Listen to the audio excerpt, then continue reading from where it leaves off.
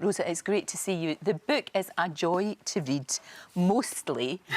You know, when it does celebrate your dad, and you know what? It's made me want to go and see all these movies all over again. It really has. But you sort of started the process when he was still with us. Yes. You were recording him and talking to him a lot, weren't you? Yeah. Well, I originally wanted to write the book quite soon after he was diagnosed, because as he was losing his memories.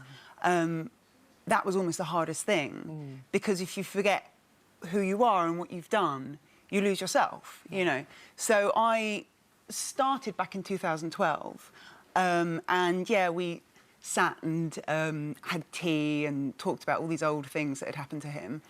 But then it became quite clear very quickly that actually it was just too hard. Yeah. And sort of remembering him when he was well and at the height of his powers and everything, whilst he was getting more and more vulnerable and unwell, it was just the contrast was too stark and difficult for both of you. So I kind of put it aside, but I never gave up on it, because I knew that I wanted to tell his story, and I wanted to. I think really I wanted to record it for me. Yeah, of course. You know, just so I knew that I could have his life and his memories all kind of stored in one place, and when eventually I have kids, I can pass it on to them and say, exactly, this is who Grandad was. That was your Grandad, and this is what he was all about. Because I mean, the book is about him, but it's also about you, Rosa, as well, and how you've had to cope with that grief and how tough it was for you too. I mean, you did get the chance to say bye-bye to him. You did get a chance to spend an awful lot of time with him when he was really, really ill. Yes. But that's very bittersweet, I would think. Yeah, I mean, it is. It's incredibly bittersweet. I mean, it's interesting because people often say, weirdly, it's one of these weird things that people say after someone's died.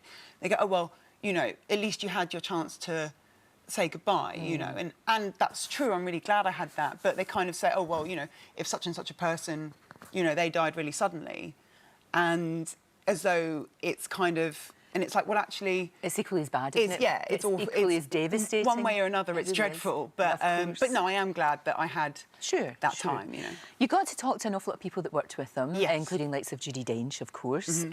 Not one person, this is really interesting about your father, not one person had a bad word to say about him. That is unbelievable, especially in the world of acting, which can be a little bit, you know, bitchy and a bit difficult, and difficult characters. But everybody loved him.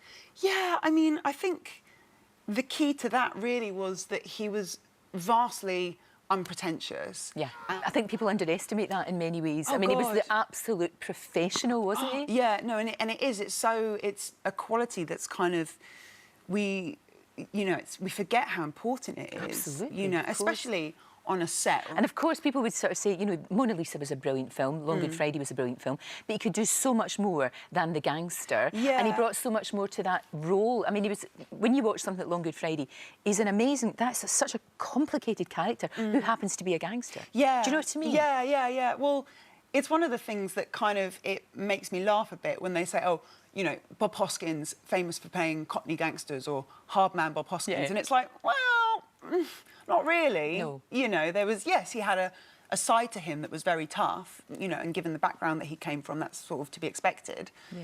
But he was actually quite intellectual and really nerdy, and loved reading books about archaeology and, you know, the ancient history of mathematics in the Middle East, or, you know, all these different, quite esoteric subjects that he was really interested in. And I think that, I mean, people love to pigeonhole. Of course, people, don't they? Because it makes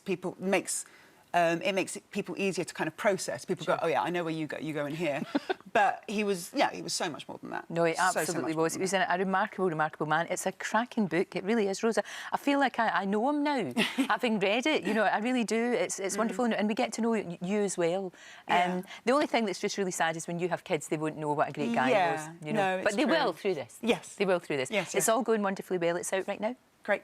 So good to see you, Rosa. Thank you very much. Thank you. Thank you.